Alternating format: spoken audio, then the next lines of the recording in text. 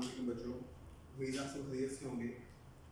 अच्छा बेटे, आज हम लोग इश्क ऑफ एडवेंचर की बात कर रहे हैं और इश्क ऑफ एडवेंचर में जो टॉपिक है हमारा वो है विद कंडीशन ऑफ रिडेम्पशन। यानी कि हमने ये तो सीख लिया है कि हम डिबेंचर इशू करते हैं, डिबेंचर हम इशू करते हैं पार पे, डिबेंचर हम इशू करते हैं प्रीमियम पे, डिबेंचर हम इशू करते हैं डिस्काउंट पे। लेकिन अब हमने ये सीखना है कि अगर हम डिबेंचर इशू करें और डिबेंचर इशू करते वक्त हम उसको जब 20 साल बाद या 10 साल बाद हम उसको वापस करेंगे लोन को, तो हम आज इशू करते वक्त अपने डिबेंचर होल्डर्स को इस बात की गारंटी दे रहे हैं कि हम आपको कितने पैसे वापस करेंगे। हम साथ कंडीशन लगा रहे हैं, एक टर्म लगा रहे हैं कि कल को जब आपको डिबेंचर वापस किए जाएंगे तो आपको कितने का डिबेंचर वापस किया जाएगा। तो बेटा, वापसी का जो अमल है, किसी भी लोन को वापस करने का जो अमल है उसे हम कहते हैं रिडेम्पशन। रिडेम्पशन कहते हैं वापसी को। टॉपिक का नाम है issuance of debenture with condition of redemption. हमने डिबेंचर इशू करने हैं किस कंडीशन के साथ? वापसी कंडीशन के साथ। अब जो वापसी है, मैंने बताया आपको दो तरह से वापसी हो सकती है, दो कीमतों की वापसी हो सकती है। पहली कीमत, आपने कल को लोन वापस लिया 100 रुपए का, कल को आप 100 रुपीज वापस करेंगे। या आपने लोन लिया 110 रुपीज, इशू किया प्रीमियम पे, कल को वापस कितने करेंगे? 100। इशू किया डिस्काउंट पे, वापस करेंगे 100। यानी कि पार वैल्यू में वापसी होगी। और दूसरा तरीका क्या है? दूसरी कीमत कौन सी है कि आपने आज लिया 100, आप वापस करेंगे 110।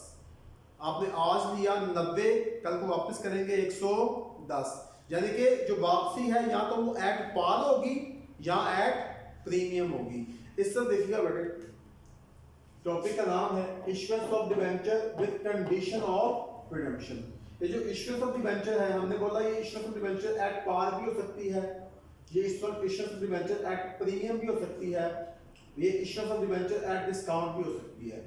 लेकिन रिडेम्पशन की बात करें तो रिडेम्पशन जो है या तो ये एट पार होती है या ये एट प्रीमियम होती है। अब इसका मतलब मैं इनको मिलाऊं तो बेटे 5 केस बनते हैं हमारे पास। मानने वाली बात, समझने वाली बात ये है कि बेटा रिडेम्पशन या तो एट पार होती है या एट प्रीमियम होती है। अगर एट पार होती है तो देखें, debentures are issued at par, redeemable at par. Debentures are issued at premium, redeemable at par. Debentures are issued at discount, redeemable at par. ठीक हो गया। जब हम बात करते हैं दूसरा जो है, चौथा केस जो है, debentures are issued at par, redeemable at par. Premium, debenture are issued at discount, redeemable at premium. तो बेटा ये 5 केस बनेंगे। पहला case, debentures are issued at par, redeemable at par. Debentures are issued at premium, redeemable at par. Debentures are issued at discount, redeemable at par. Debentures are issued at par, redeemable at premium. और debentures are issued at discount, redeemable at premium. इसका मतलब अगर debenture की value, par value 100 rupees है, issued at par, redeemable at par. Debenture of rupees 100 is issued at premium, redeemable at par. Debenture of rupees 100 issued at discount, redeemable at par. Debenture of rupees 100 issued at par, redeemable at premium. Debenture of rupees 100 each issued at discount, redeemable at premium जी। तो ये 5 cases हमारे सामने हैं, इनकी हमने journal entry सीखनी है जी। अब जर्नल एंट्री शुरू करने से पहले बेटा बता दूं मैं आपको, इश्यूइंग वैल्यू ये वो वैल्यू है जो हम आज वसूल कर रहे हैं। इतने पैसे हमारे पास आ रहे हैं, इसका मतलब इस वैल्यू से हमेशा हमारा बैंक डेबिट होगा। और रिडीमेबल वैल्यू ये वो वैल्यू है जो हमने कल को लोगों को पैसे वापस करने हैं। तो इतनी रकम से हमारी क्या बनेगी? लायबिलिटीज बनेगी।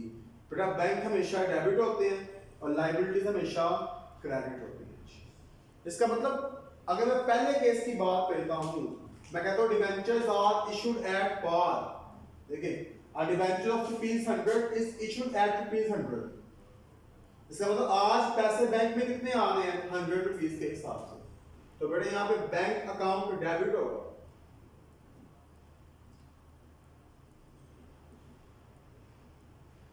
100 रुपीज के हिसाब से। और रिडीमेबल एट पार, वापसी बेटा किस पे हो रही है? पार पे। इसका मतलब कल को जब वापसी करेंगे आप डिबेंचर्स की, तो आपको डिबेंचर्स कितने वापस करने पड़ेंगे? एक डिबेंचर के बदले 100 रुपीज वापस करने पड़ेंगे। तो debenture liability increase in liabilities credit जी। आप इसके नीचे लिखेंगे narration, debentures are issued at पार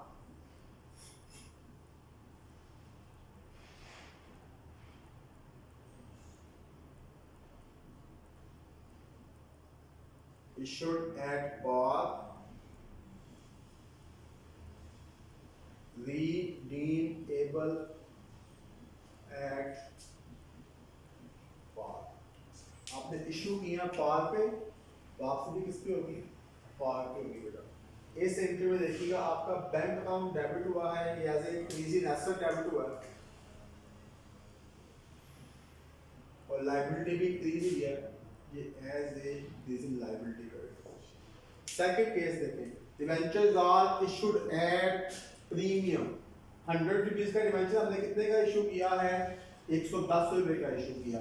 जब हमने 100 का डिबेंचर 110 रुपए का इशू किया है, हमें बेटा यहाँ पे 10 रुपए का प्रॉफिट हुआ। बाय नेचर ये कैपिटल प्रॉफिट है हमारा, इसको हम नाम देंगे premium on issue of debenture.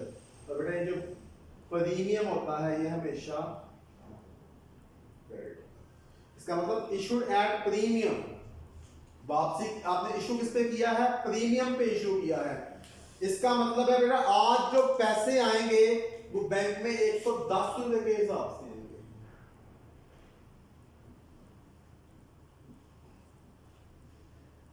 Bank account debit हो जाएगा बेटे आपके पास कितनी अमाउंट से?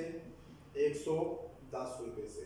लेकिन वो कहता है रिडीमेबल एट पार, वापसी किस पे होगी? पार पे। इसका मतलब आपने जो डिबेंचर कल को वापस करने हैं, तो एक डिबेंचर के बदले कितने पैसे वापस करने हैं? आपने 100 रुपीज वापस करने हैं। तो यहाँ पे डिबेंचर लायबिलिटी बन गई, लायबिलिटी इंक्रीजिंग लायबिलिटीज क्रेडिट हो जाएगा। तो बेटा यहाँ पे आपको प्रॉफिट हुआ है, profit premium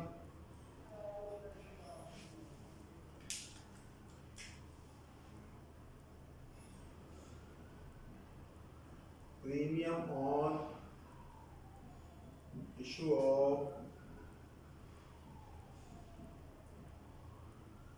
debentures account credit, कितनी अमाउंट से?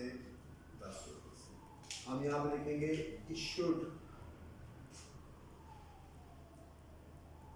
issued at premium,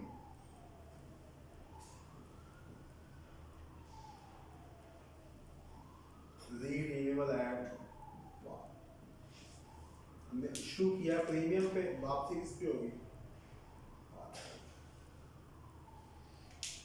तो बेटे यहाँ पे bank as a increasing asset, debentures as a increase in liability, और प्रीमियम बेटे as a increase in profit. Third case वो कहता है debentures are issued at discount.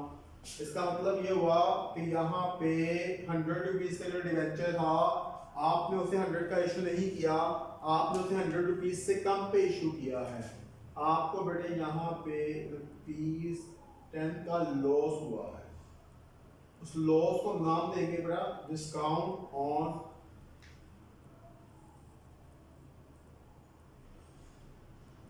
Issue of debenture. ये discount on issue of debenture हमारा capital loss है, और बेटा लॉस हमेशा डेबिट होगा। इसका मतलब आज आपको 90 पे आएंगे बैंक में, तो बेटा बैंक डेबिट होगा 90 रुपए के हिसाब से।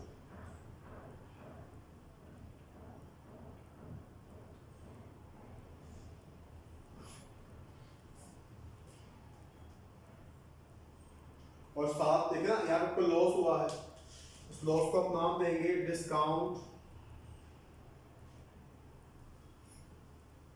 ऑन इशू ऑफ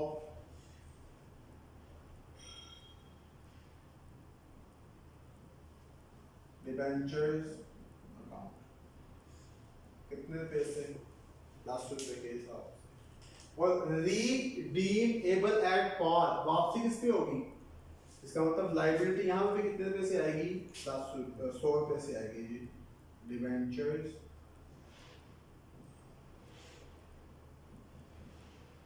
अकाउंट 10 रुपए, सॉरी 100 रुपए से। हम कहेंगे इशूड एट डिस्काउंट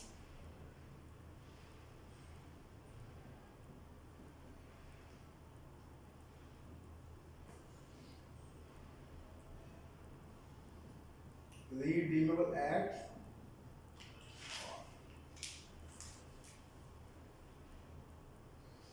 तो बेटे यहाँ पे बैंक अकाउंट डेबिट होगा as a increase in asset, discount account debit होगा as a increase in loss, और डिबेंचर्स आएंगे बेटे as a increase in liability. तो बेटे ये तीन केस तो हमारे क्लियर हो गए। चौथे केस पे आते हैं। तो कहता है debentures are issued at par. Debenture आपने किस पे इशू किया है? पार पे। इसका मतलब ये है कि 100 रुपीस का डिबेंचर, आप उस 100 रुपीस के डिबेंचर के लिए पैसे कितने ले रहे हैं? 100 रुपीस ही ले रहे हैं। इसका मतलब बेटे बैंक में पैसे आएंगे 100 रुपीस के हिसाब से। रिडीमेबल एट प्रीमियम, आप जब वापसी करेंगे तो बेटा वापसी में आपको यहाँ पे 100 की बजाय कितने पैसे वापस करने पड़ेंगे? 110 रुपए वापस करने पड़ेंगे। तो यहाँ पे एक मिनट सोचें, आप आज ले कितने रहे हैं? लेकिन कमिटमेंट ये कर रहे हैं कि आप वापस कितने करेंगे? 110 वापस करेंगे। इसका मतलब बेटे यहाँ पे आप 10 रुपए अपनी जेब से, अपने पास से अदा कर रहे हैं। 100 लेके 110 वापस कर रहे हैं, एक्स्ट्रा वापस करने पड़ रहे हैं ना आप लोगों को। तो बेटे यहाँ पे आपका ये जो 10 रुपए एक्स्ट्रा जाएंगे ना आपके पास से, 10 रुपीज जो आप एक्स्ट्रा पे करेंगे, ये बेटा आपका लॉस होगा। Loss on issue of debentures के नाम से, और लॉस यहाँ भी क्या होंगे बेटे? डेबिट होंगे। इसका मतलब bank account debit,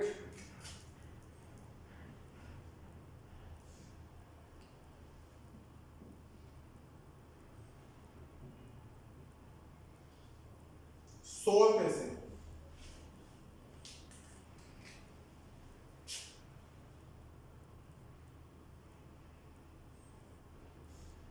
loss on issue of debentures account debit 10 रुपए से। और डिबेंचर आपकी लाइबिलिटी, ठीक है ना? रिडीमेबल एट प्रीमियम, तो लाइबिलिटीज कितने से बनेंगी आपकी? 110 रुपए से लाइबिलिटी बनेगी। ये 110 रुपए से लाइबिलिटी बनेगी, लाइबिलिटीज क्रेडिट। तो हम यहाँ पे लिखेंगे कि डिबेंचर्स अकाउंट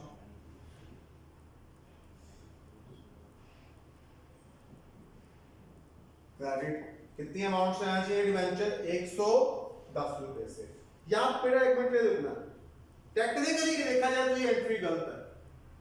एंट्री इसलिए गलत है क्योंकि यहाँ पे डिबेंचर 100 रुपीज से आ रहे हैं, यहाँ पे डिबेंचर लाइबिलिटी बन रहे हैं 100 रुपीज से, जहां पे डिबेंचर लाइबिलिटी बन रहे हैं 100 रुपीज से, लेकिन यहाँ पे डिबेंचर लाइबिलिटी 100 की बजाय कितने से बन रहे हैं? 110 रुपए से।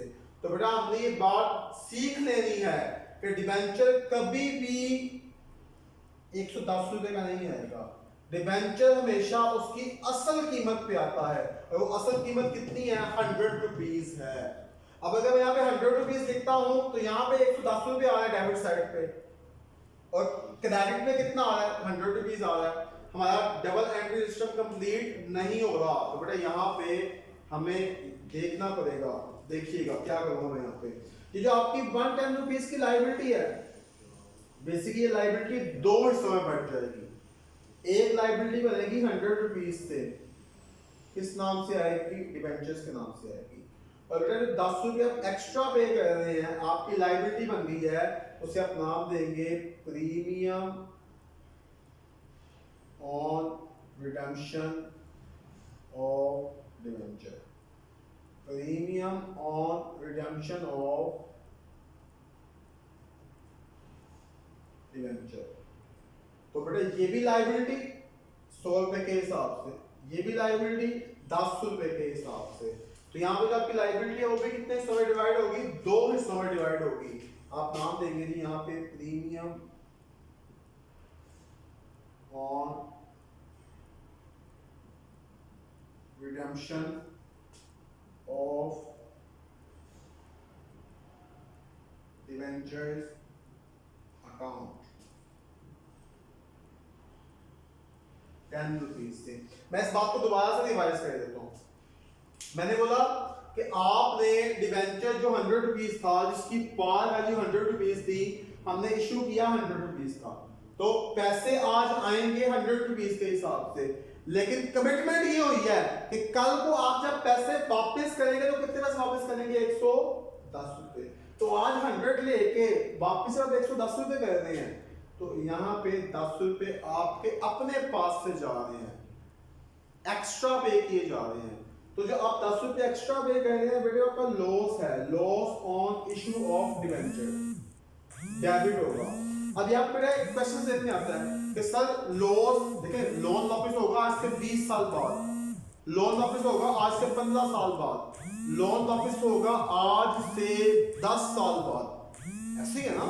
जब लॉस वापस होगा इतने अरसे के बाद, तो आप उस लॉस को अभी क्यों रिकॉर्ड कर रहे हैं? तो बेटा हम लोग चलते हैं यहाँ पे कंजर्वेटिज्म कन्वेंशन की तरह। अकाउंटिंग में कन्वेंशन है जिसे हम कंजर्वेटिज्म कहते हैं या प्रूडेंस कॉन्सेप्ट भी कहते हैं।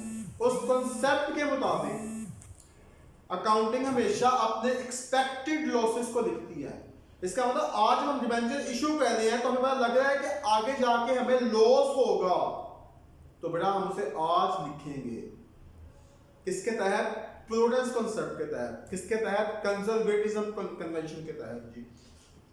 उस केस में आप उसको लिखेंगे 10 रुपए, लॉस है, loss increase in loss debit. इसका मतलब बैंक अकाउंट डेबिट, लॉस और issue of debenture account debit, debenture liability बन जाएंगे, liability increase in liabilities credit. लेकिन मैंने बोला यहाँ पे 110 से डिबेंचर नहीं आएंगे, डिबेंचर 100 रुपीज से आएंगे, और जो 10 रुपीज आप एक्स्ट्रा पे कर रहे हैं वो आपकी एक और लायबिलिटी बनेगी, premium on redemption of debenture के नाम से, premium on redemption of debentures account. हम यहाँ पे कहेंगे issued at discount, issued at पार,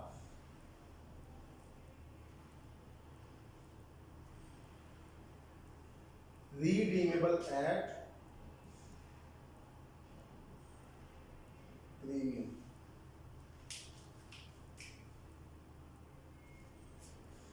बेटे बैंक यहाँ पे debit as a increase in asset, loss,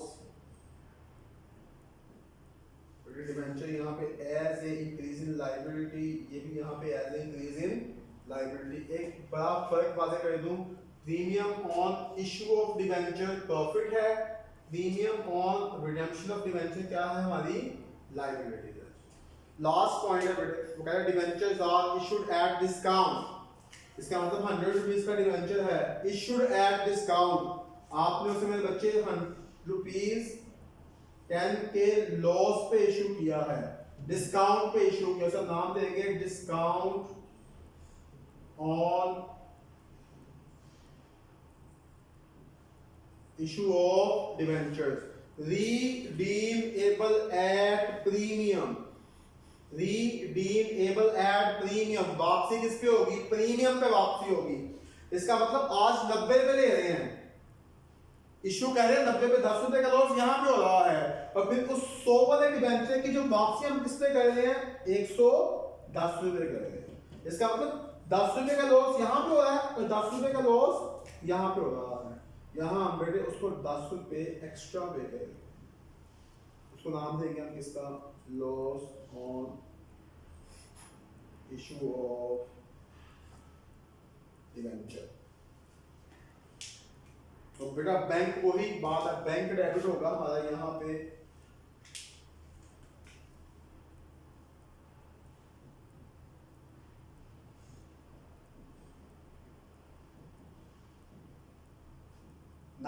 fees के हिसाब से, और डबल लॉस हो रहा है हमें यहाँ पे। 10 रुपए का लॉस डिस्काउंट के नाम से हो रहा है और 10 रुपए का लॉस लॉस के नाम से हो रहा है। मेरा कुछ किताबों में, बल्कि कई किताबों में उसने इस लॉस को इकट्ठा लिख दिया हुआ है। उसने क्या किया हुआ है, इस लॉस को जमा करके इनको जमा किया हुआ है और 20 रुपए के इकट्ठा करके लिख दिया हुआ है। वो भी ठीक है, लेकिन बेटा जो एक्चुअल है हम हर एक्सपेंस को अलग अलग लिखेंगे। मैं यहाँ पे डिस्काउंट को अलग लिखूंगा,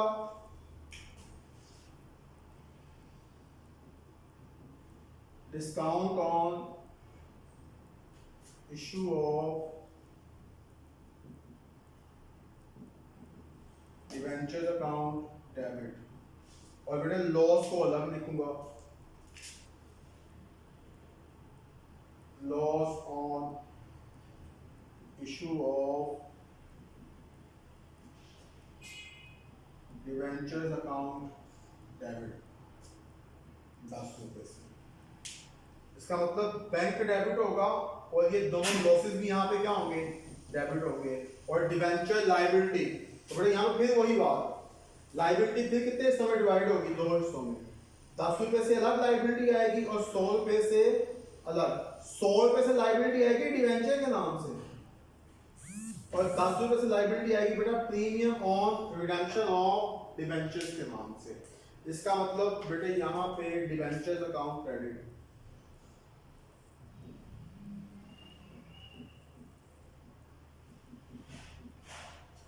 100 रुपीज से, और premium on redemption of debenture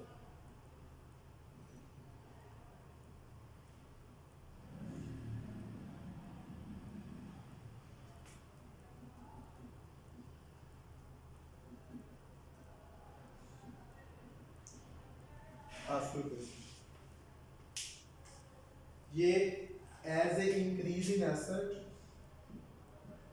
ये बेटे as a increase in loss, ये as a increase in liability, और बेटे ये भी as a increase in liability. Issued at premium,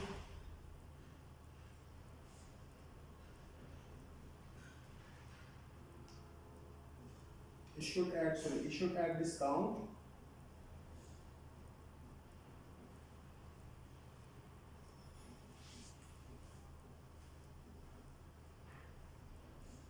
redeemable at premium। तो बेटा ये एंट्रीज हैं जो लोग पास करेंगे किसके लिए, issuance of debenture with condition of redemption. उम्मीद है आप लोगों को समझ आ गई होगी बेटे। जो सुहेल अफजल साहब की बुक है उसका क्वेश्चन नंबर 13 बेटा सेम फिगर्स के साथ है, सेम फिगर्स है, बस तरतीब थोड़ी चेंज है। तो अगर आप ये एंट्रीज कर लेंगे तो आपसे जो सुहेल अफजल साहब की बुक है उसका क्वेश्चन नंबर 13 आसानी के साथ हो जाएगा। आज के लिए इतना ही। अल्लाह ताला हम सबको आसानियाँ दे और दूसरों के लिए आसानियाँ पैदा करने की तौफीक अता फरमाए। अल्लाह हाफ़िज़।